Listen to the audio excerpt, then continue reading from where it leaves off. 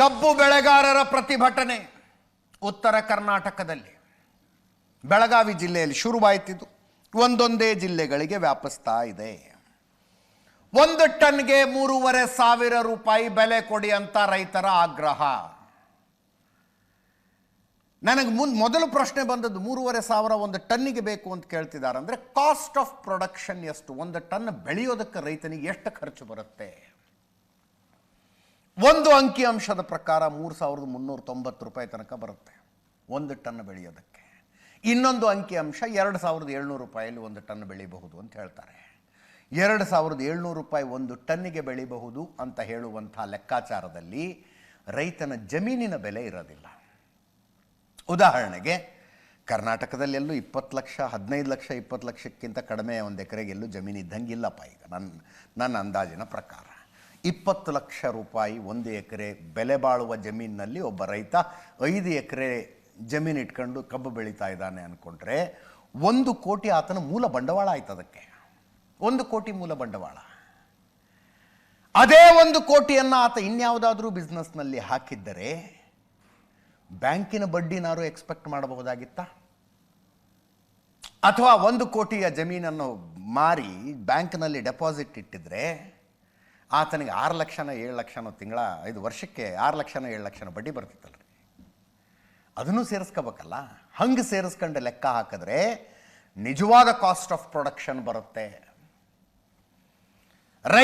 ರೈತನ ಹೆಂಡತಿ, ಆತನ ಮಕ್ಕಳು, ಯುವ ರೈತನಾಗಿದ್ದರೆ ತಂದೆ ತಾಯಿ ಅಷ್ಟೂರು ಜಮೀನಿನಲ್ಲಿ ದುಡಿತಾರೆ.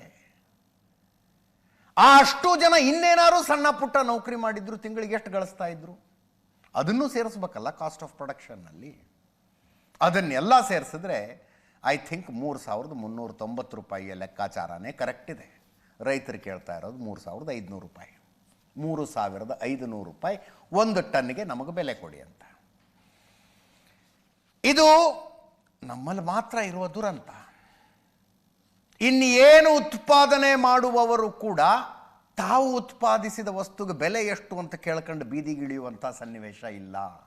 ಈ ವಿಷಯವನ್ನು ಅನೇಕ ಸಲ ಮಾತಾಡಿದ್ದೀನಿ ನಾನು. ಅನೇಕ ವಸ್ತುಗಳು ಉತ್ಪಾದನೆ ಆಗ್ತಾವಲ್ರಿ. ಉದಾಹರಣೆಗೆ ಇದೊಂದು ಗ್ಲಾಸ್ ಅಪ್ಪ, ಇದಕ್ಕೊಂದು ಫ್ಯಾಕ್ಟ್ರಿ ಇದೆ. ಇದರ ಮಾಲೀಕನಿಗೆ ಇದರ ಬೆಲೆಯನ್ನು ನಿರ್ಧರಿಸುವ ಹಕ್ಕಿದೆ. ಅವನೇ ನಿರ್ಧಾರ ಮಾಡ್ತಾನೆ. ಅದರ ಮೇಲೆ MRP ಅಂತ ಪ್ರಿಂಟ್ ಮಾಡಿ ಹಾಕಿ ಇಷ್ಟಕ್ಕೆ ತಗೊಳ್ಳಿ ಅಂತೇಳಿ ಮಾರ್ಕೆಟಿಗೆ ತಂದು ಇಡ್ತಾನಾತ.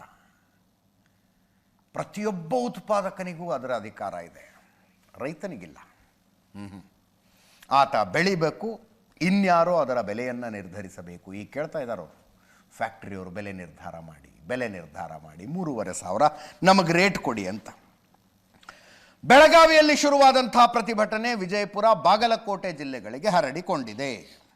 ಬೆಳಗಾವಿಯ ಬಹುತೇಕ ಎಲ್ಲ ತಾಲೂಕುಗಳಲ್ಲಿ ಸ್ವಯಂ ಪ್ರೇರಿತ ಬಂದಿತ್ತಿವತ್ತು. ರೈತರ ಈ ಹೋರಾಟಕ್ಕೆ ವಿದ್ಯಾರ್ಥಿ ಸಂಘಟನೆಗಳ ಬೆಂಬಲ ಸೂಚಿಸಿದವೆ, ಕನ್ನಡ ಪರ ಸಂಘಟನೆಗಳ ಬೆಂಬಲ ಸೂಚಿಸಿದವೆ. ಜಿಲ್ಲಾ ಉಸ್ತುವಾರಿ ಸಚಿವರು ಸ್ಥಳಕ್ಕೆ ಬಂದು ಕೂತ್ಕೊಂಡು ಮಾತಾಡಿ ಬಗೆಹರಿಸಬೇಕಾಗಿತ್ತು. ಸಕ್ಕರೆ ಸಚಿವರು ಬೆಂಗಳೂರಿನಲ್ಲಿ ಒಂದು ಪ್ರೆಸ್ ಮೀಟ್ ಮಾಡಿದ್ರು. ನಮ್ಮಲ್ಲಿ 5 ಗಂಟೆಗೆ ಲೈವ್ನಲ್ಲಿ ಬಂದು ಮಾತಾಡಿದ್ರು. ವಿಜಯಪುರದಲ್ಲಿ ಒಂದು ಪತ್ರಿಕಾಗೋಷ್ಠಿ ಮಾಡಿದ್ರು. ನಮ್ಮಲ್ಲಿ ಲೈವಿಗೆ ಬಂದು ಮಾತಾಡಿದ್ರು. ಸ್ಥಳಕ್ಕೆ ಬರಲಿ ಅಂತ ಆಗ್ರಹ ಇದೆ ಇವ್ರದ್ದು. ಸ್ಥಳಕ್ಕೆ IAS ಹಂತದ ಅಧಿಕಾರಿಗಳು ಹೋಗಿದ್ದಾರೆ. IAS ಮಟ್ಟದ ಅಧಿಕಾರಿಗಳ ಸ್ಥಳಕ್ಕೆ ಹೋಗಿದ್ದಾರೆ. ಅಂದರೆ ಅಧಿಕಾರಿಗಳ ಮಟ್ಟದಲ್ಲಿ ಈ ಸಮಸ್ಯೆ ಬಗೆಹರಿಸುವ ಪ್ರಯತ್ನವನ್ನು ರಾಜ್ಯ ಸರ್ಕಾರ ಮಾಡ್ತಾ ಇದೆ. ನೋಡಿ, ಅಲ್ಲಿ ಪ್ರತಿಭಟನೆ ಗುರ್ಲಾಪುರ ಕ್ರಾಸ್ ಅಂತ ಮೂಡಲಗಿ ತಾಲೂಕಿನಲ್ಲಿ 6 ದಿನಗಳ ಹಿಂದೆ ಶುರುವಾದಂಥ ಧರಣಿ ಇದು. ನಿಪ್ಪಾಣಿ ಮುಧೋಳ ರಾಜ್ಯ ಹೆದ್ದಾರಿಯನ್ನು ತಡೆದು ಪ್ರತಿಭಟನೆ ಮಾಡಿದ್ರು. ಅಥಣಿ 2 ದಿನದಿಂದ ನಡೀತಾ ಇದೆ. ಇವತ್ತು ತಾಲೂಕು ಬಂದ್ ಮಾಡಿದ್ರು. ಚಿಕ್ಕೋಡಿ ಕೆಲವು ದಿನಗಳಿಂದ ನಡೀತಾನೆ ಇದೆ. ಇವತ್ತು ಚಿಕ್ಕೋಡಿ ಬಂದ್ ಮಾಡಿದ್ರು. ಹುಕ್ಕೇರಿ ಅನೇಕ ದಿನಗಳಿಂದ ಪ್ರತಿಭಟನೆ ನಡೀತಾ ಇದೆ. ಇವತ್ತು ಟ್ರ್ಯಾಕ್ಟರ್ಗಳನ್ನು ರಸ್ತೆಗೆ ತಂದು ಅಡ್ಡಡ್ಡ ನಿಲ್ಲಿಸ್ಬಿಟ್ರು ರೈತರು. ಆಕ್ರೋಶ, ಸಿಟ್ಟದು. ಯರಗಟ್ಟಿ ಸಂಕೇಶ್ವರ ಹೆದ್ದಾರಿಯನ್ನು ಬಂದ್ ಮಾಡಿ ಧರಣಿ ಮಾಡಿದ್ರು. ಟೈರಿಗೆ ಬೆಂಕಿ ಹಚ್ಚಿದ್ರು. ಸರ್ಕಾರದ ವಿರುದ್ಧ ಘೋಷಣೆಗಳನ್ನು ಕೂಗಿದ್ರು. ಗೋಕಾಕ ಪ್ರತಿಭಟನೆಗಳು ನಡೀತಾ ಇದ್ದಾವೆ. ಹಾರೋಗೇರಿ ರೈತ ಹೋರಾಟವನ್ನು ಬೆಂಬಲಿಸಿ ವ್ಯಾಪಾರಸ್ಥರ ಅಂಗಡಿಗಳನ್ನು ಬಂದ್ ಮಾಡಿದ್ರು.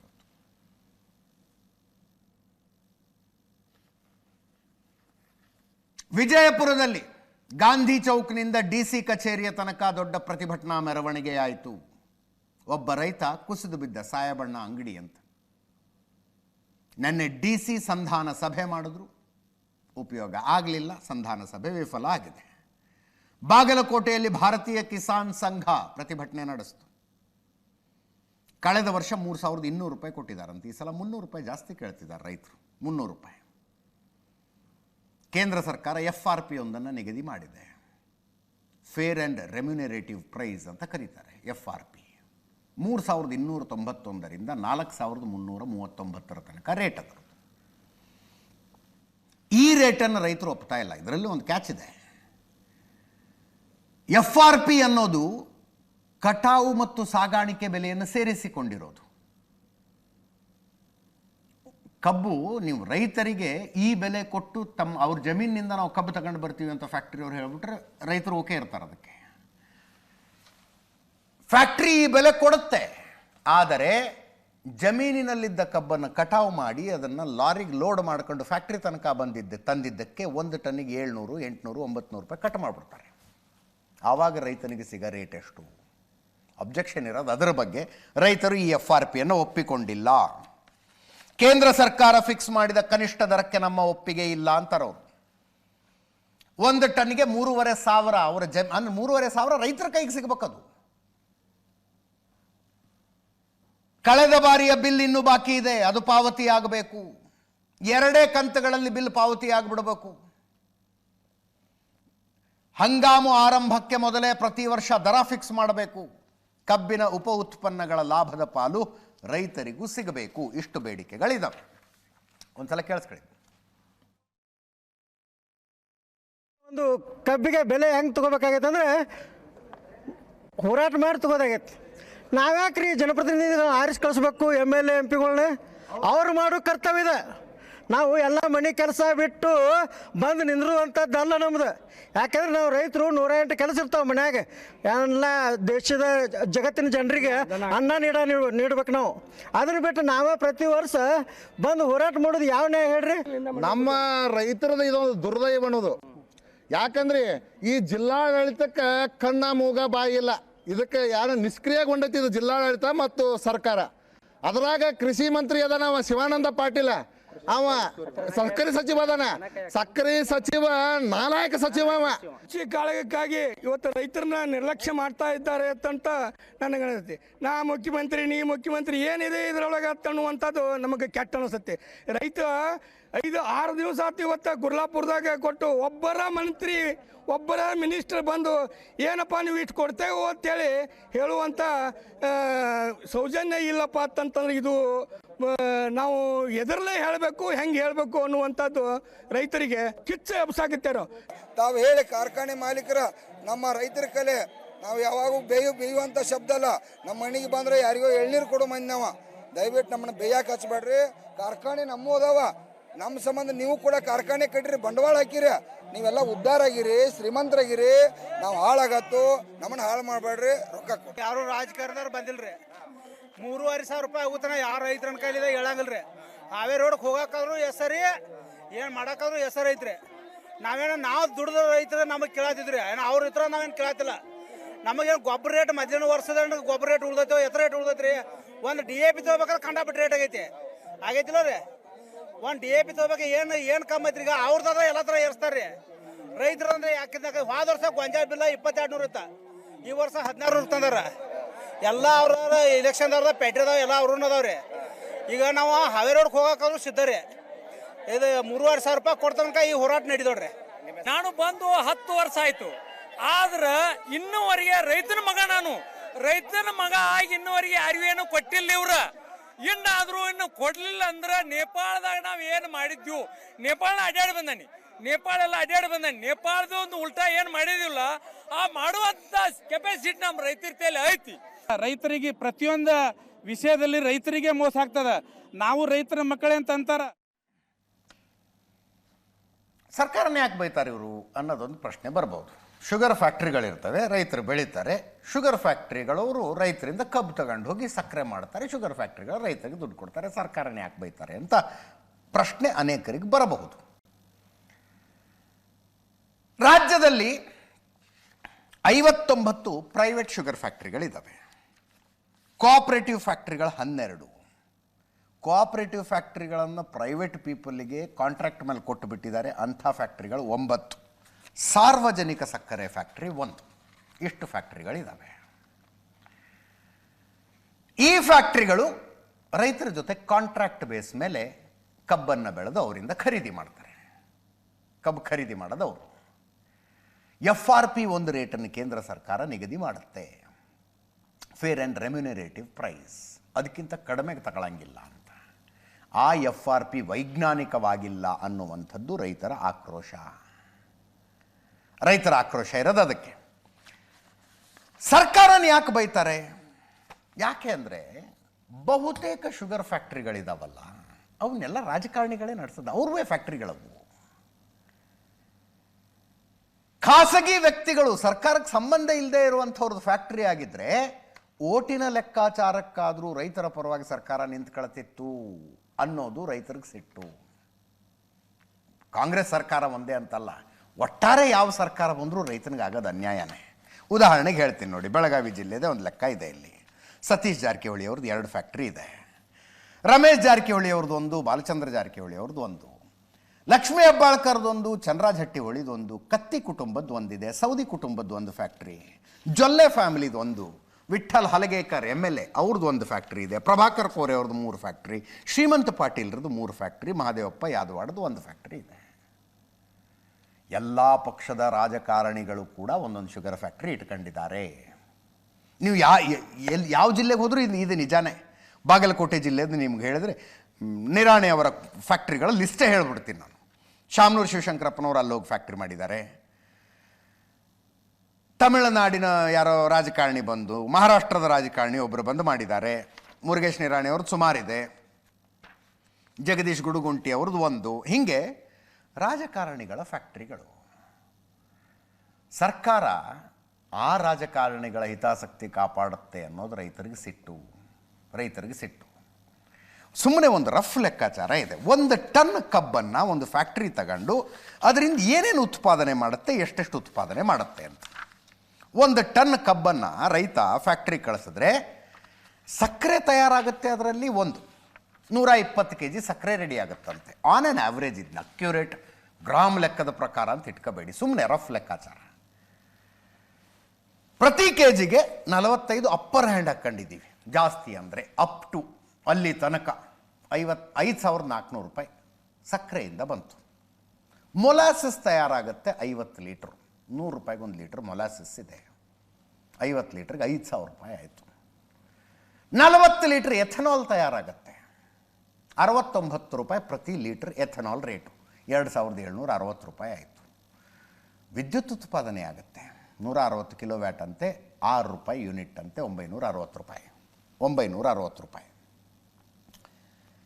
ಇದರಲ್ಲಿ ಸಮಸ್ಯೆ ಸಂಜಯ್ ಶಿವಾನಂದ ಅಂದರೆ ಎಲ್ಲ ವರದಿಗಳಿಗೂ 2 ಮುಖಗಳಿರ್ತವೆ. ಶಿವಾನಂದ ಪಾಟೀಲ್ ಸಕ್ಕರೆ ಸಚಿವರು ಹೇಳ್ತಾ ಇದ್ರು, ಮೊದಲು 6 ರೂಪಾಯಿಗೊಂದು ಯೂನಿಟ್ ನಂಗೆ ತಗೊಳ್ತಾ ಇದ್ರು ವಿದ್ಯುತ್ತನ್ನು. ಈಗ ಅದು 2 ರೂಪಾಯಿ 80 ಪೈಸೆ 3 ರೂಪಾಯಿ ತನಕ ಬಂದುಬಿಟ್ಟಿದೆ. ಬೆಲೆ ಇಳಿದಿದೆ, ಫ್ಯಾಕ್ಟ್ರಿಗಳಿಗೆ ಲಾಸ್ ಆಗ್ತಾ ಇದೆ.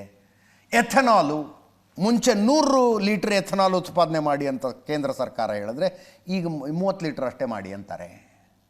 ಎಥನಾಲ್ ಉತ್ಪಾದನೆ ಮಾಡೋದಕ್ಕಾಗ್ತಿಲ್ಲ. ಹೆಚ್ಚಿನ ಡಿಪೆಂಡೆನ್ಸಿ ಆಗ್ತಾ ಇರೋದೇ ಸಕ್ಕರೆ ಮೇಲೆ. ಆದ್ದರಿಂದ ಫ್ಯಾಕ್ಟ್ರಿಗಳು ಕೂಡ ಸ್ಟ್ರೆಸ್ನಲ್ಲಿದ್ದಾವೆ ಅಂತ ಹೇಳ್ತಾ ಇದ್ರು. But to the optimum level ಕಬ್ಬಿನಿಂದ 1 ಟನ್ ಕಬ್ಬಿನಿಂದ ಉತ್ಪಾದನೆ ಅಂತ ಆದರೆ ಟೋಟಲ್ ಎಷ್ಟಾಗುತ್ತೆ? 14,120 ರೂಪಾಯಿ. 14,120 ರೂಪಾಯಿ 1 ಟನ್ ಕಬ್ಬಿನಿಂದ ಒಂದು ಸಕ್ಕರೆ ಫ್ಯಾಕ್ಟ್ರಿ ಗಳಿಸಬಹುದಾದಂಥ ಮೊತ್ತ. ಇದು ನಮ್ಮ ಹತ್ರ ಸಿಕ್ಕಿರೋ ಡೇಟಾ ಕೊಟ್ಟಿದ್ದೀವಿ ನಿಮಗೆ. ನಾಳೆ ಸಕ್ಕರೆ ಫ್ಯಾಕ್ಟ್ರಿ ಅವ್ರು ಯಾರು ಇದನ್ನು ಡಿಸ್ಪ್ಯೂಟ್ ಮಾಡಿದರೆ ಅವ್ರ ಅಂಕಿ ಸಂಖ್ಯೆಗಳನ್ನು ಹಾಕೋಣಂತೆ. ಇಲ್ಲಪ್ಪ ಅಷ್ಟಾಗೋದಿಲ್ಲ, ಇಷ್ಟು ಮಾತ್ರ ಆಗುತ್ತೆ ನೋಡಿ ಅಂತ ಸಕ್ಕರೆ ಫ್ಯಾಕ್ಟ್ರಿಗಳವ್ರು ಯಾರು ಹೇಳಿದ್ರೆ ಆ ಲೆಕ್ಕನೂ ಹಾಕೋಣ. ನಾನು ರೈತರ ಪರವಾಗಿ ಮಾತಾಡ್ತಾ ಇದ್ದೀನಿ. ಈಗ ರೈತರ ಲೆಕ್ಕ ಕೊಡ್ತಾ ಇದ್ದೀನಿ ನಿಮಗೆ. 14,120 ರೂಪಾಯಿ 1 ಟನ್ ಕಬ್ಬಿನಿಂದ ಒಂದು ಸಕ್ಕರೆ ಫ್ಯಾಕ್ಟ್ರಿ ಉತ್ಪಾದನೆ ಮಾಡುವಂಥದ್ದು. ಇನ್ನೊಂದು ಲೆಕ್ಕಾಚಾರ ಇದೆ. 1 ಟನ್ ಕಬ್ಬಿನ ಒಟ್ಟಾರೆ ಪ್ರಾಸೆಸ್ ಆಗಿ ಸಕ್ಕರೆ ಆಯಿತು, ಮೊಲಾಸಸ್ ಆಯಿತು, ಎಥನಾಲ್ ಆಯಿತು, ಕರೆಂಟ್ ಬಂತು, ಎಲ್ಲ ಆಯ್ತಲ್ಲ. ಕೆಲವೊಂದಕ್ಕೆ GST ಬರುತ್ತೆ, ಇನ್ನು ಕೆಲವೊಂದಕ್ಕೆ ಆ ಟ್ಯಾಕ್ಸು ಈ ಟ್ಯಾಕ್ಸ್ ಎಲ್ಲ ಸೇರ್ಕೊಂಡು ಸರ್ಕಾರಗಳಿಗೆ, ರಾಜ್ಯ ಸರ್ಕಾರ ಕೇಂದ್ರ ಸರ್ಕಾರಕ್ಕೆ ಸೇರಿ 6,000 ರೂಪಾಯಿ ಟ್ಯಾಕ್ಸ್ ಹೋಗುತ್ತೆ ಅಂತ ಒಂದು ಲೆಕ್ಕಾಚಾರ ಇದೆ. ದೊಡ್ಡ ಪ್ರಮಾಣದಲ್ಲಿ ಲಿಕ್ಕರ್ ಉತ್ಪಾದನೆ ಆಗುತ್ತಲ್ರಿ, ಮೊಲಾಸಸ್ನಿಂದ ಲಿಕ್ಕರ್ ಉತ್ಪಾದನೆ ಆಗುತ್ತೆ. ಲಿಕ್ಕರಿಗೆ ಎಷ್ಟು ಟ್ಯಾಕ್ಸ್ ಹಾಕ್ತಾರೆ? 6,000 ರೂಪಾಯಿ ಒಂದು ಟನ್ ಕಬ್ಬಿನಿಂದಾಗಿ ಸರ್ಕಾರಕ್ಕೆ ಟ್ಯಾಕ್ಸ್ ಹೋಗುತ್ತೆ ಅಂತ ಒಂದು ಲೆಕ್ಕಾಚಾರ ಇದೆ. ಆ ಲೆಕ್ಕಾಚಾರಕ್ಕೆ ಹೋಗ್ತಾನೇ ಇಲ್ಲ ನಾನು. 14,120 ರೂಪಾಯಲ್ಲಿ 3,500 ರೈತ ಕೇಳಿದ್ರೆ ತಪ್ಪ? 3,500 ರೈತ ಕೇಳಿದ್ರೆ ತಪ್ಪ? ಇದೊಂದು ಸಿಂಪಲ್ ಲೆಕ್ಕಾಚಾರ. ಆದರೆ ನಾ ಹೇಳಿದ್ನಲ್ಲ, ಈ ದೇಶದ ದುರಂತ ಇದು. ಯಾರು ಮೂಲ ಕಚ್ಚಾ ವಸ್ತುವನ್ನು ಉತ್ಪಾದನೆ ಮಾಡ್ತಾನೋ ಅವನೇ ಲಾಸ್ನಲ್ಲಿರ್ತಾನೆ.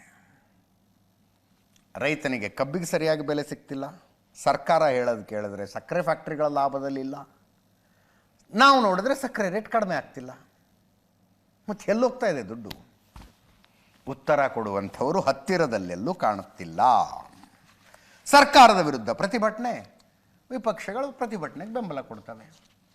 BJP ರಾಜ್ಯಾಧ್ಯಕ್ಷ ವಿಜಯೇಂದ್ರ ಅವರು ಅಲ್ಲೇ ಹೋಗಿ ಕೂತ್ಕೊಂಡ್ಬಿಟ್ಟಿದ್ದಾರೆ. ನಾಳೆ ಬರ್ಡೇ ಅವ್ರದ್ದು, ಇಲ್ಲಿ ಬೆಂಗಳೂರಲ್ಲಿ ಫಂಕ್ಷನ್ ಎಲ್ಲ ಅರೇಂಜ್ ಆಗಿತ್ತು, ನಾ ಬರೋದೇ ಇಲ್ಲ ಅಂದರು. ಈ ಸಮಸ್ಯೆ ಬಗೆಹರಿಯೋ ತನಕ ನಾನು ರೈತರ ಜೊತೆಗೆ ಇರ್ತೀನಿ, ಬರ್ಡೇನೂ ಬೇಡ ಏನೂ ಬೇಡ ಅಂದರು. ಮಾತಾಡಿದ್ದಾರೆ, ಕೇಳಿಸ್ಕೊಳ್ಳಿ. ಕಂಡಂತ ಪ್ರತಿಭ ಹೋರಾಟಗಾರ, ರೈತ ನಾಯಕ ಸನ್ಮಾನ್ಯ BS ಯಡಿಯೂರಪ್ಪನವರ ಮಗನಾಗಿ ಇವತ್ತು ಹೋರಾಟಕ್ಕೆ ನಿಮ್ಮ ಜೊತೆ ಬಂದಿದ್ದೇನೆ. ರೈತ ನಾಯಕರ ಮಗನಾಗಿ ಹೋರಾಟಕ್ಕೆ ನಾನು ಬಂದಿದ್ದೇನೆ. ನಾನು ಈ ವೇದಿಕೆ ಮೂಲಕ ರಾಜಕಾರಣವನ್ನ ಮಾತನಾಡೋದಕ್ಕೆ ಇಷ್ಟಪಡೋದಿಲ್ಲ. ಆದ್ರೆ ಹೋರಾಟಕ್ಕೆ ನಾನು ಕೂಡ ನಿಮ್ ಜೊತೆ ತುಮಕಿದ್ದೇನೆ ಅಂತ ಹೇಳಿದ್ರೆ, ಈ ನಾಡಿಗೆ 2 ತುತ್ತು ಅನ್ನವನ್ನ ಕೊಡ್ತಕ್ಕಂತ ರೈತರ ಪರವಾಗಿನ ಹೋರಾಟಕ್ಕೆ ತುಮಕಿದ್ದೇನೆ ವಿನಃ ಸಕ್ಕರೆ ಕಾರ್ಖಾನೆಗಳ ಮಾಲೀಕರ ಪರವಾಗಿ ವಕಾಲತ್ತು ವಹಿಸಿಕೊಂಡ ಇಲ್ಲಿ ಬಂದಿಲ್ಲ. ಸಹಕಾರಿ ಕಾರ್ಖಾನೆಗಳ ಮಾಲೀಕರ ಪರವಾಗಿನ ವಕಾಲತ್ತು ವಹಿಸಿಕೊಂಡು ಬಂದಿಲ್ಲ.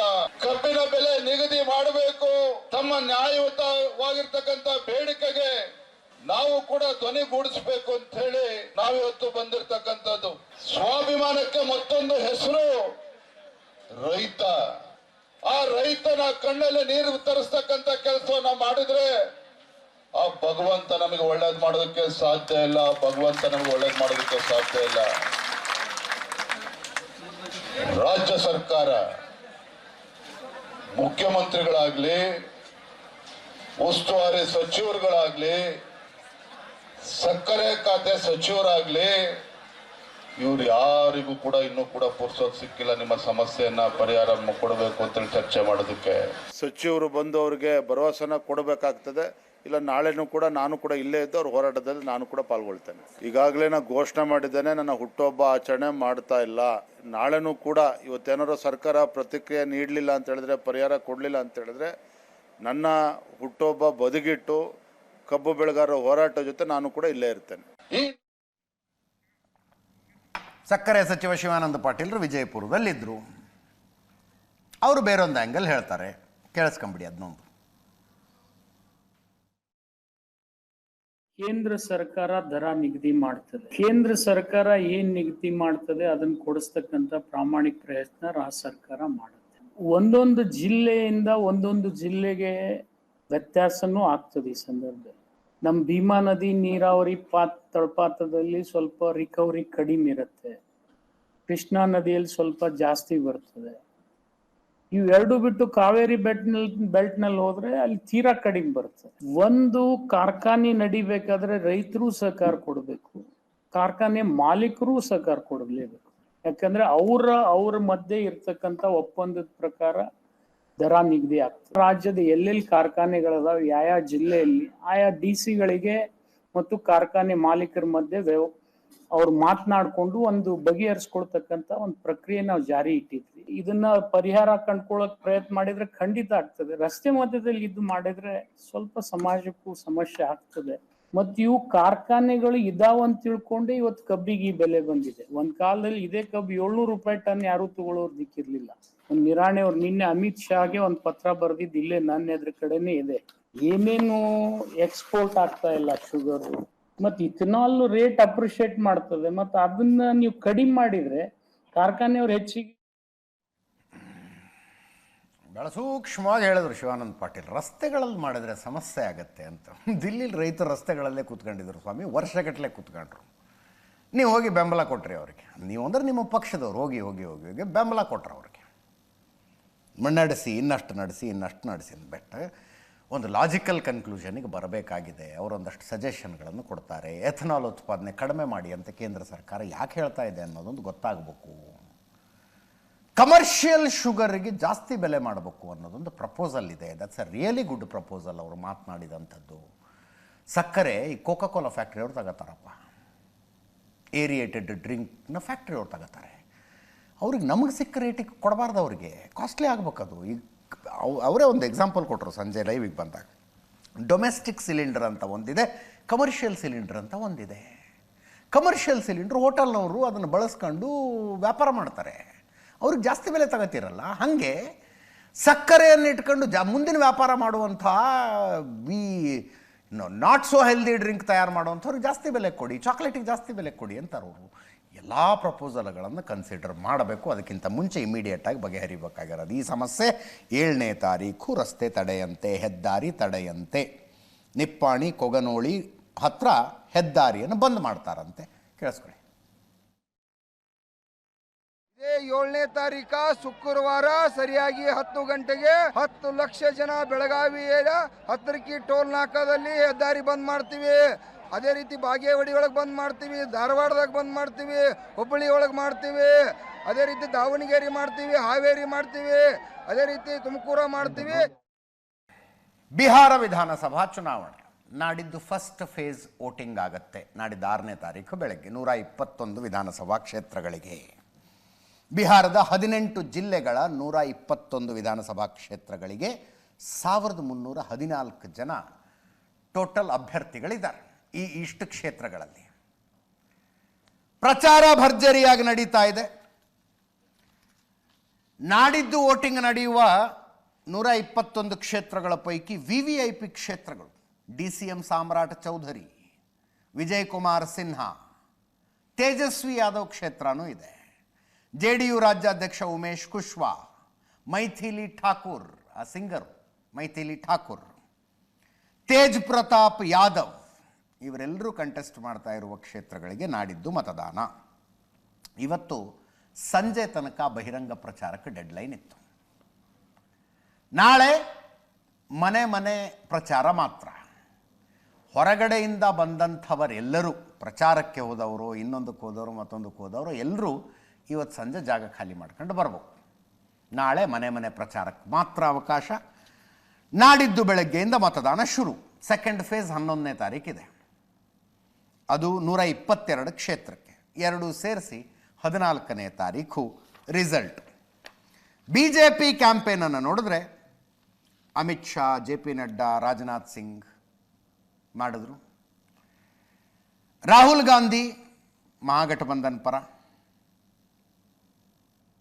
ಕೊನೆಯ ದಿನ 3 ಕಡೆಗಳಲ್ಲಿ ರಾಹುಲ್ ಗಾಂಧಿಯವರ ಪ್ರಚಾರ. ರಾಹುಲ್ ಗಾಂಧಿಯವರು ಮಾತಾಡಿದ್ರು, ಕೇಳಿಸ್ಕೊಳ್ಳಿ. ಅಮಿತ್ ಶಾ ಅವರು ಮಾತಾಡಿದ್ರು. मोदी जी और नीतीश जी जंगल राज की बात करते हैं ना। मैं थोड़ा सा आपको बताना चाहता हूं, जंगल राज कहां है मैं आपको बताना चाहता हूं। जंगल राज नरेंद्र मोदी ने दिल्ली में लागू किया है। दिल्ली में लागू किया है कैसे? वोट चोरी करके। भाइयों और बहनों, महाराष्ट्र की सरकार चोरी की, हरियाणा की सरकार चोरी की, ये हमारे चीफ मिनिस्टर बैठे हैं यहां पे। छत्तीसगढ़ की सरकार, इनसे पूछिए, छत्तीसगढ़ की सरकार इन लोगों ने चोरी की है और अब ये लोग बिहार की सरकार चोरी करने की कोशिश कर रहे हैं। इसी भूमि पर मोदी जी की माता जी के लिए अभी राहुल बाबा ने छठ मैया का अपमान किया। राहुल बाबा, आप बिहार को जानते नहीं हो। जो छठ मैया का अपमान करता है, बिहार वाले उसको कभी माफ नहीं करते। और भाइयों बहनों, जब कांग्रेस पार्टी ने मोदी जी के लिए अपशब्द कहे, भारतीय जनता पार्टी प्रचंड बहुमत से जीत कर आई है। प्रचंड बहुमत से। भाइयों बहनों, ये राहुल लालू के हाथ में बिहार सुरक्षित है क्या? जरा जोर से बोलो, सुरक्षित है? समृद्ध हो सकता है, विकसित हो सकता है।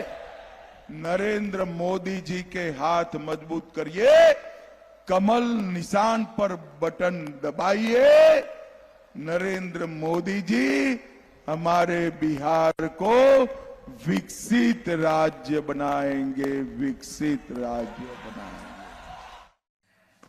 ಬಿಜೆಪಿಯವರು ಹಿಂದಿನ ಸರ್ಕಾರಗಳಲ್ಲಿ ಲಾಲು ಪ್ರಸಾದ್ ಯಾದವ್ ಸರ್ಕಾರ ಇದ್ದಾಗ ಜಂಗಲ್ ರಾಜ್ ಇತ್ತು, ನಿತೀಶ್ ಕುಮಾರ್ ಬಂದ ಮೇಲೆ ಲಾ ಆ್ಯಂಡ್ ಆರ್ಡರ್ ಸರಿ ಹೋಗಿದೆ ಅನ್ನೋ ಥರದ ಪ್ರಚಾರ ಮಾಡ್ತಿದ್ದಾರೆ. ಕಾಂಗ್ರೆಸ್ನವರು, ಸ್ಪೆಷಲಿ ರಾಹುಲ್ ಗಾಂಧಿ, ಅಫ್ಕೋರ್ಸ್ ಕಾಂಗ್ರೆಸ್ನ ಸ್ಟೇಕ್ ತುಂಬ ಕಡಿಮೆ ಇದೆ ಅಲ್ಲಿ, RJDಯ ಜೊತೆಗೆ ಒಂದು ಸ್ಮಾಲರ್ ಅಲಯನ್ಸ್ ಆಗಿ ಕಾಂಗ್ರೆಸ್ ಇರುವಂಥದ್ದು. ರಾಹುಲ್ ಗಾಂಧಿ ಯಾವಾಗಲೂ 90% ಜನರಿಗೆ ಭಾಗವಹಿಸುವಿಕೆ ಅವಕಾಶ ಸಿಕ್ಕಿಲ್ಲ, ಜಾತಿ ಲೆಕ್ಕಾಚಾರದಲ್ಲಿ ಹೇಳ್ತಾರೆ ಅವರು. ಇವತ್ತು ಅದನ್ನೇ ಮಾತಾಡಿದ್ರು. ಅದರಲ್ಲಿ ಸೈನ್ಯವನ್ನು ತಂದದ್ದು ಅನೇಕರಿಗೆ ಅಷ್ಟು ಸರಿ ಅನ್ನಿಸ್ಲಿಲ್ಲ. ಸೈನ್ಯವನ್ನು ತಂದದ್ದು ಕೇಳಿಸ್ಕೊಳ್ಳಿ ಒಮ್ಮೆ. 90% लोग समाज के अति पिछड़ा दलित आदिवासी से आते हैं, मगर अगर आप देश को देखें, और मैं 2-3 उदाहरण देता हूं, अगर आप हिंदुस्तान के सबसे बड़ी कंपनियों को देखें, कॉर्पोरेट इंडिया को देखें, अदानी अंबानी जैसी कंपनियां जो हैं, 500 सबसे बड़ी कंपनी की आप लिस्ट निकालिए और इसमें पिछड़ा, अति पिछड़ा, दलित, महादलित, अल्पसंख्यक, आदिवासी को ढूंढ के निकाल दीजिए, आपको कोई नहीं मिलेगा, आपको एक नहीं मिलेगा। सारे के सारे 10% आबादी में से आते हैं।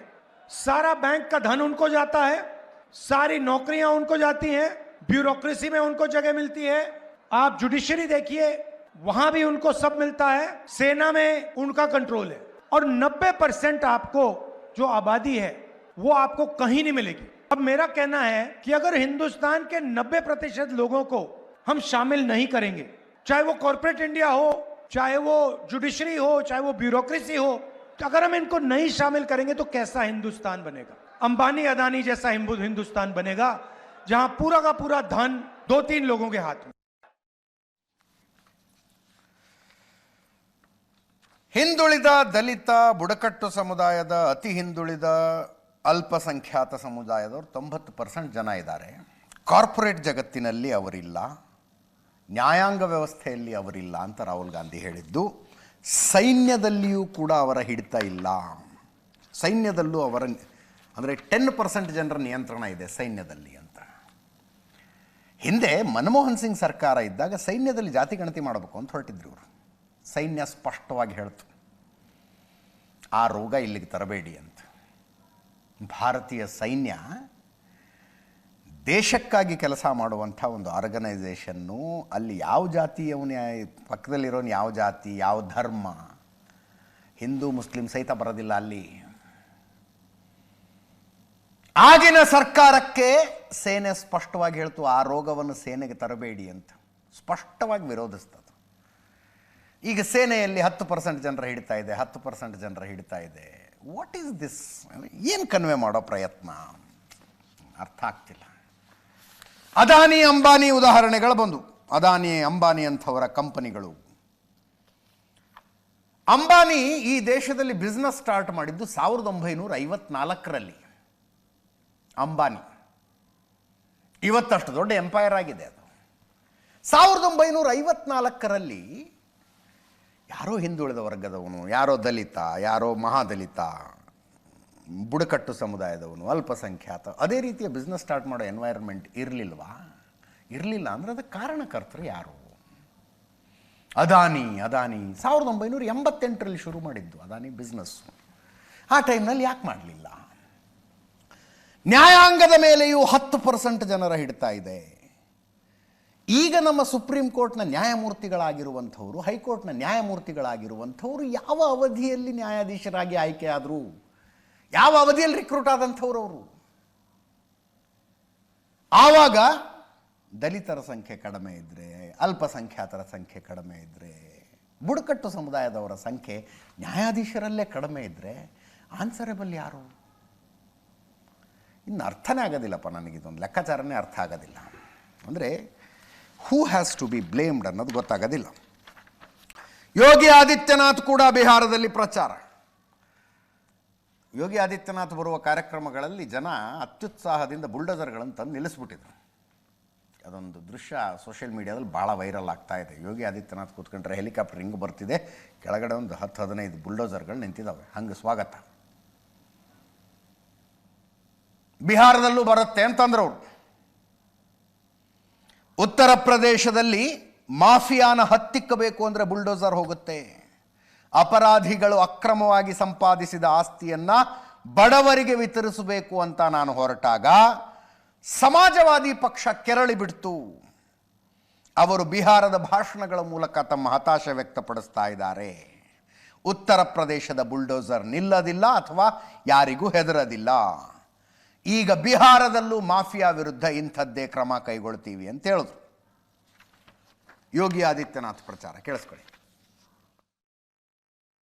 अब तो उत्तर प्रदेश में माफिया को रौंद करके बुलडोजर जब चलता है और माफिया के द्वारा अर्जित संपत्ति को जब हम लोग गरीबों में बांटने का काम करते हैं तो उसकी चिढ़ इनके पार्टनर समाजवादी पार्टी की लोग बिहार के अंदर भाषण के माध्यम से, बयानों के माध्यम से निकालने का काम कर रहे हैं. लेकिन उत्तर प्रदेश का बुलडोजर थमने वाला नहीं है, वह डरने वाला भी नहीं है. अब तो बिहार भी माफिया के खिलाफ यही कार्रवाई करेगा. हमें बिहार की धरती को ज्ञान की धरती के रूप में पुनर्स्थापित करने की दिशा में किए जाने वाले कार्यों को आगे बढ़ाना है. बिहार के विकास को भारत के विकास के साथ जोड़ करके आगे बढ़ाना है. बिहार के नौजवानों के लिए बिहार के अंदर ही नौकरी और रोजगार की सुविधा उपलब्ध करवानी है. बिहार की माताओं बहनों की सुरक्षा को सुनिश्चित करते हुए उनके स्वावलंबन के कार्यक्रम को आगे बढ़ाना है.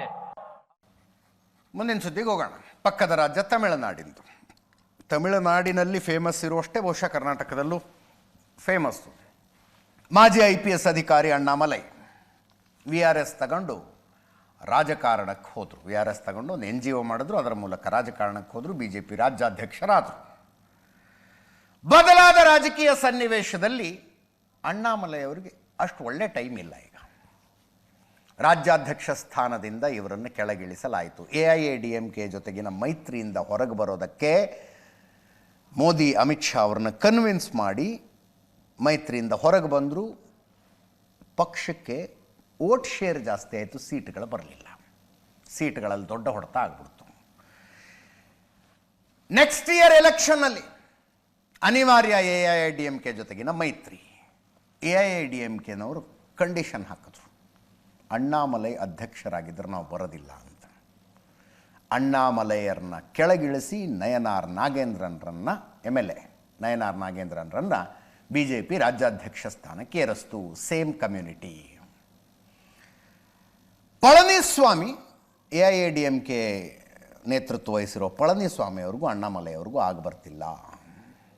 ಒಂಥರ ಸೈಡ್ ಲೈನ್ ಆಗಿದ್ದಾರೆ. Politically not so good days for him. ಒಂದು ಪತ್ರಿಕಾಗೋಷ್ಠಿಯಲ್ಲಿ ಮಾತಾಡ್ತಾ ಇರುವಾಗ ಪತ್ರಕರ್ತರು ಕೇಳಿದ ಪ್ರಶ್ನೆಗೆ ಅವರು ಕೊಟ್ಟ ಉತ್ತರ ಏನೇನೋ ಸ್ಪೆಕ್ಯುಲೇಷನ್ಸ್ ಹುಟ್ಟಾಕ್ತಾ ಇದೆ.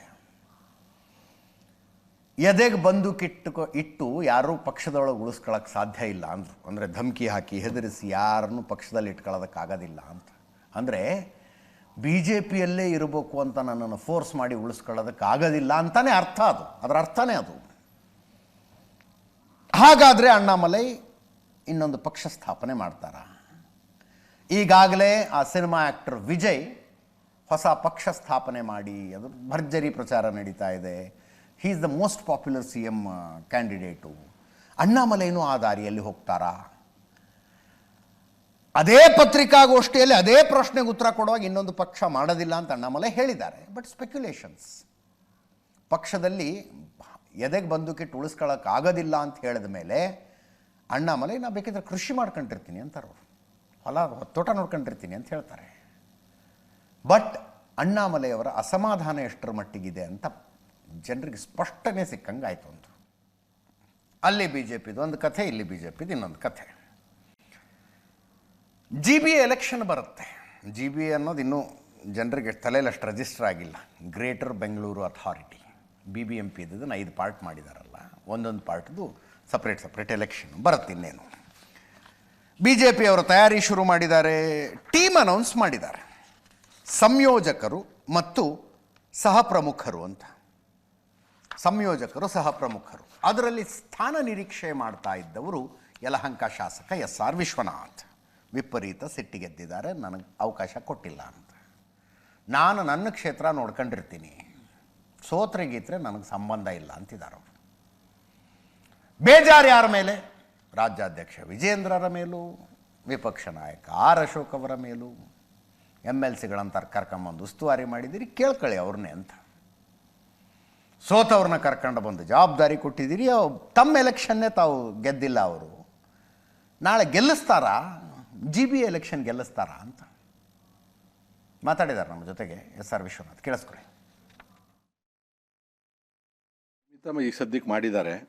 ನಾನು ಒಂದು ಕ್ಷೇತ್ರಕ್ಕೆ ಸೀಮಿತವಾಗಿದ್ರು ಅಂತಲ್ಲ, ನಾನು 47 ವರ್ಷದಿಂದ ಪಕ್ಷವನ್ನು ಸಂಘಟನೆಯಲ್ಲಿರೋನು, ಪಕ್ಷವನ್ನು ಕಟ್ಟಿರ್ತಕ್ಕಂಥವನು. ಈಗ ಏನಾಗೈತೆ ಅಂದರೆ ಹೆಚ್ಚು ಕಮ್ಮಿ ಪ್ರಧಾನ ಕಾರ್ಯದರ್ಶಿಗಳಾಗಿರೋರೆಲ್ಲ ಬಹುತೇಕ ಚುನಾವಣೆಯಲ್ಲಿ ಸೋತಿರೋರೆ. ಸೊ ಅವರು ಹೆಂಗೆ ಚುನಾವಣೆ ಗೆಲ್ಲಬೇಕು ಅಂತೇಳಿ ಹೇಳಿದಾಗ ನಮಗೊಂದು ಸ್ವಲ್ಪ ಎಲ್ಲೋ ಒಂದು ಕಡೆ ಇರ್ಸು ಮುರ್ಸು ಆಗ್ತದೆ. ಬಿಟ್ಟರೆ ನಾವು ಪಕ್ಷ ಏನು ಹೇಳ್ತದೆ ಕೆಲಸವನ್ನು ಮಾಡ್ಕೊಂಡು ಹೋಗ್ತೀವಿ. ಸೋಮಣ್ಣವರು, ಅರವಿಂದ್ ಲಿಂಬಾವಳಿ ಅವನು ನಾವು ಸೇರಿಸ್ಕೊಳ್ಬೇಕಾಗಿತ್ತು. ಪಟ್ಟಿಗೆ ಸಹಿ ಹಾಕಿರೋದು ರಾಜ್ಯ ಅಧ್ಯಕ್ಷರೇ. ಸೊ ನಮಗೆ ಹೇಳಿರ್ತಕ್ಕಂಥದ್ದು ನಂದೀಶ್ ರೆಡ್ಡಿ ಅವರು ಪ್ರಧಾನ ಕಾರ್ಯದರ್ಶಿಗಳು ಅವರ ಅಮೂಲ್ಯವಾದ ಸಲಹೆ ಮೇರೆಗೆ ಇದನ್ನು ಮಾಡವ್ರೆ ಅಂತೇಳಿ. ಆದರೂ ಕೂಡ ರಾಜ್ಯಾಧ್ಯಕ್ಷರು ಇನ್ನೊಂದಷ್ಟು ಹಿರಿಯರನ್ನ ಕುಂಡಿಸ್ಕೊಂಡು, ನನಗೆ ಯಾರ್ಯಾರು ಹೇಳಿದೆ, ಸೋಮಣ್ಣವ್ರು ಇರ್ಬೋದು, ಅರವಿಂದ್ ಲಿಂಬಾವಳಿ ಇರ್ಬೋದು, ಸತೀಶ್ ರೆಡ್ಡಿ ಇರ್ಬೋದು, ಕೃಷ್ಣಪ್ಪ ಅವ್ರು ಇರ್ಬೋದು, ಇವನ್ನೆಲ್ಲ ಕರ್ಕೊಂಡು ಯಾರನ್ನ ಕಮಿಟಿಯಲ್ಲಿ ಹಾಕ್ಬೋದು ಏನು ಅಂತೇಳಿ ಮಾಡ್ಬೋದಾಗಿತ್ತು. ಮತ್ತೆ ನಿಮ್ಗೆ ಜವಾಬ್ದಾರಿ ಕೊಡ್ತೀವಿ ಅಂದ್ರೆ ನಾನೇನು ತಗೊಳಲ್ಲ. ಅದರ ಫಲಿತಾಂಶ ಏನೇ ಬಂದರೂ ಕೂಡ ಆ ಜವಾಬ್ದಾರಿನ ಏನು ಕಮಿಟಿ ಮಾಡೋರಲ್ಲ ಅವರು ಇರ್ಬೇಕು. ಮತ್ತೆ ನಮ್ಮ ಮೇಲೆ ಯಾಕೆ ಹೋಗ್ತೀರಿ? ಕೊನೆಗಾಲದಲ್ಲಿ ಬಂದು ನಮ್ಮ ತಲೆ ಮೇಲೆ ಹಾಕೋದು ಬೇಡ. ಈಗ ನಮ್ಗೆ ಏನು ಕೊಟ್ಟವ್ರು ಆ ಜವಾಬ್ದಾರಿ ಮಾಡ್ತೀವಿ. ಇವತ್ತು ಬೆಂಗಳೂರನ್ನು ಒಡಿಬಾರ್ದು ಅಂಥೇಳಿ ಪ್ರಮುಖವಾಗಿ ನಾವು ಹೋರಾಟವನ್ನು ಮಾಡಿದ್ವಿ. ಅದರಲ್ಲೂ ನಮ್ಮ ವಿರೋಧ ಪಕ್ಷದ ನಾಯಕರು R ಅಶೋಕ್ ಅವರು ಮಹಾತ್ಮ ಗಾಂಧೀಜಿಯವ್ರ ಥರ ದೇಹ ತುಂಡಾದರೂ ಬೆಂಗಳೂರು ತುಂಡಾಗಿ ಬಿಡೋದಿಲ್ಲ ನಾನು ಅಂತೇಳಿ ದೊಡ್ಡ ಹೋರಾಟವನ್ನು ಮಾಡೋದು ನಾವು ಬೆಂಬಲಿಸಿದ್ವಿ. ಆದರೆ ಅಸೆಂಬ್ಲಿಯಲ್ಲಿ ಮಾತಾಡೋದು ಬಿಟ್ಟರೆ ಎಲ್ಲೋ ಒಂದು ಕಡೆ ಸರ್ಕಾರಕ್ಕೆ ಸರೆಂಡರ್ ಆಗ್ಬಿಟ್ವಿ ನಾವು. ಇವತ್ತು ನನಗೆ ಬೇಸರ ಐತೆ. ಈಗ ಎಲ್ಲರನ್ನೂ ಒಟ್ಟಾಗಿ ತೊಗೊಂಡು ಹೋಗ್ತೀವಿ ಅಂತ ಹೇಳ್ತಕ್ಕಂಥದ್ದು ಅದು ಮಾಧ್ಯಮದಲ್ಲಿ ಕೊಡ್ತಕ್ಕಂಥ ಹೇಳಿಕೆ. ನಾವು ನೋಡಿದ್ದೀವಿ ಯಾರ್ಯಾರನ್ನ ಒಟ್ಟಿಗೆ ತೊಗೊಂಡು ಹೋಗ್ತಾರೆ, ಯಾರ್ಯಾರಿಗೆ ಎಲ್ಲೆಲ್ಲಿ ಏನು ಮಾಡ್ತಾರೆ ಅನ್ನೋದನ್ನೆಲ್ಲ ಕೂಡ ನಾವು ಭಾಳ ನೋಡಿದ್ದೀನಿ. ಎಲ್ಲಿ ಬಿಟ್ಟು ಹೋಗ್ತಾರೆ ಅಂತೇಳಿ ಕೆಲಸ ಆಗೋಗಿ ಜೊತೆಯಲ್ಲಿ ಅನ್ನೋದು, ಆಮೇಲೆ ಅವ್ರವ್ರ ಪಾಡವ್ರು ನೋಡ್ಕೊಂಡು ಹೋಗ್ತಕ್ಕಂಥದ್ದು ಇದಾಗಬಾರ್ದು.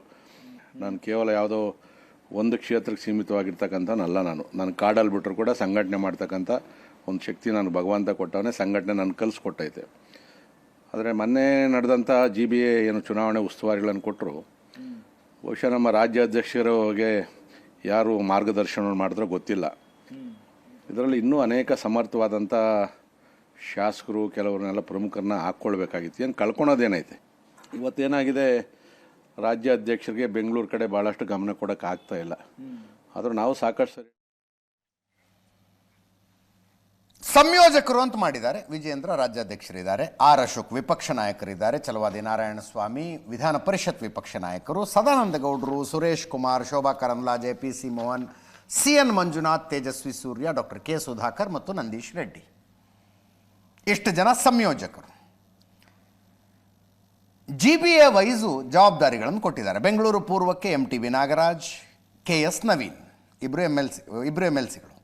ಬೆಂಗಳೂರು ಉತ್ತರಕ್ಕೆ ಮುನಿರತ್ನ ಮತ್ತು ಭಾರತಿ ಶೆಟ್ಟಿ, ಒಬ್ಬರು MLA ಒಬ್ಬರು MLC. ಬೆಂಗಳೂರು ದಕ್ಷಿಣಕ್ಕೆ ಭೈರತಿ ಬಸವರಾಜ್ ಮತ್ತು N ರವಿಕುಮಾರ್, ಒಬ್ಬರು MLA ಒಬ್ಬರು MLC. ಬೆಂಗಳೂರು ಕೇಂದ್ರ ಡಾಕ್ಟರ್ ಅಶ್ವಥ್ ನಾರಾಯಣ್ ಮತ್ತು DS ಅರುಣ್, ಒಬ್ಬರು MLA ಒಬ್ಬರು MLC. ಬೆಂಗಳೂರು ಪಶ್ಚಿಮಕ್ಕೆ ಗೋಪಾಲಯ್ಯ, ನಾರಾಯಣಸ್ವಾಮಿ, ಅಶ್ವಥ್ ನಾರಾಯಣ್, ಒಬ್ಬರು ಶಾಸಕರು, ಒಬ್ಬರು ಮಾಜಿ ಶಾಸಕರು, ಒಬ್ಬರು ಮುಖ್ಯ ವಕ್ತಾರರು. ಈ ರೀತಿಯಾಗಿ ಕೊಟ್ಟಿದ್ದಾರೆ. ಸೋಮಣ್ಣ, ಸತೀಶ್ ರೆಡ್ಡಿ, ರಘು, ಕೃಷ್ಣಪ್ಪ, ಅರವಿಂದ್ ಲಿಂಬಾವಳಿ, ಉದಯ್ ಗರುಡಾಚಾರು, ಮುನಿರಾಜು ಇವರಿಗೆಲ್ಲ ಅವಕಾಶ ಸಿಗಬೇಕಾಗಿತ್ತು ಅನ್ನೋದು ಅವರ ವಾದ. ಡೊನಾಲ್ಡ್ ಟ್ರಂಪ್ 33 ವರ್ಷಗಳ ನಂತರ ಅಮೇರಿಕ ಮತ್ತೆ ಅಣ್ವಸ್ತ್ರ ಪರೀಕ್ಷೆಗಳನ್ನು ಶುರು ಮಾಡುತ್ತೆ ಅಂತ ಹೇಳಿದ್ದಾರೆ. ತಮ್ಮ ಅಥಾರಿಟಿಗಳಿಗೆ ಆದೇಶ ಕೊಟ್ಟಿದ್ದಾರೆ, ಶುರು ಹಚ್ಕೊಳ್ಳಿ ಇನ್ನು ಅಂತ.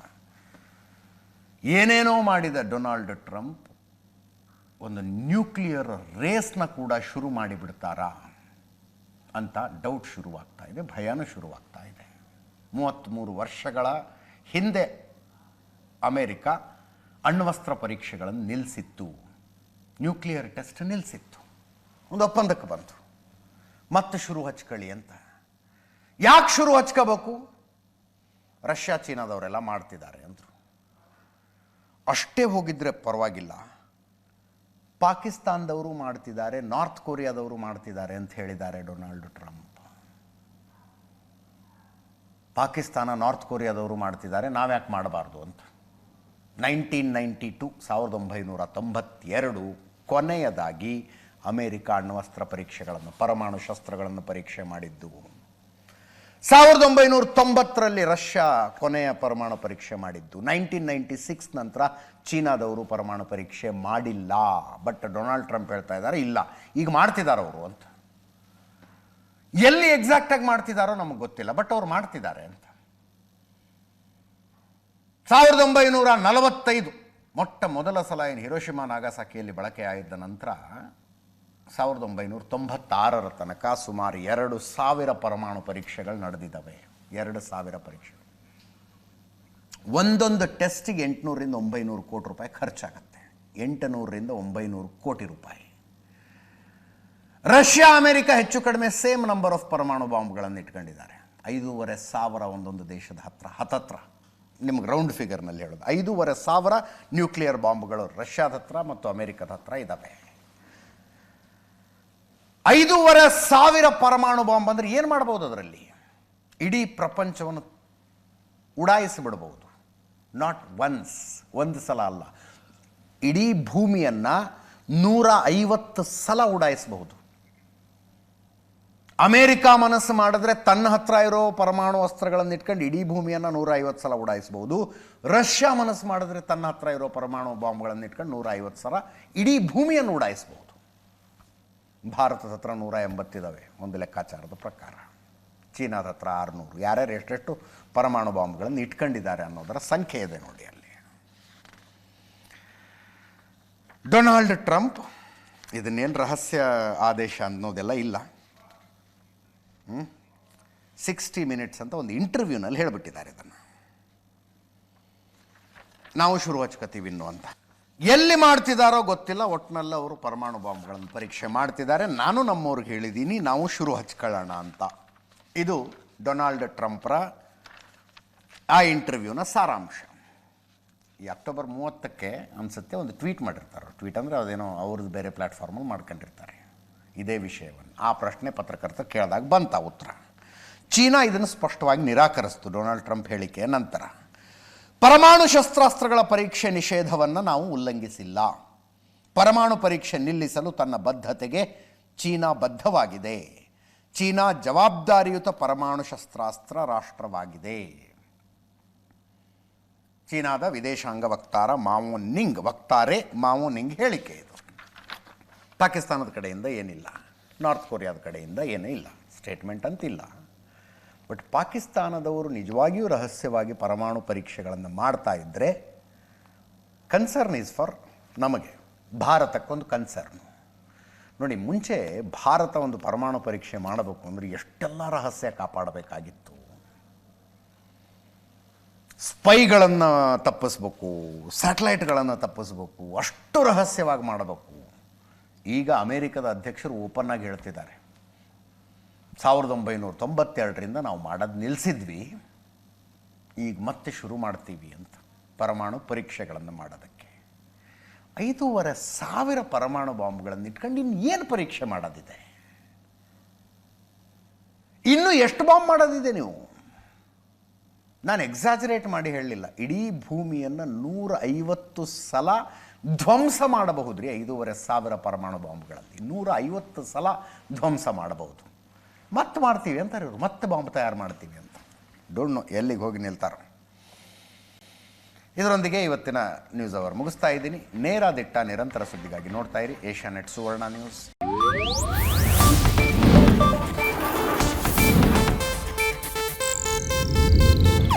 ಇದು ಏಷ್ಯಾನೆಟ್ ನ್ಯೂಸ್ ನೆಟ್ವರ್ಕ್ ಪ್ರಸ್ತುತಿ.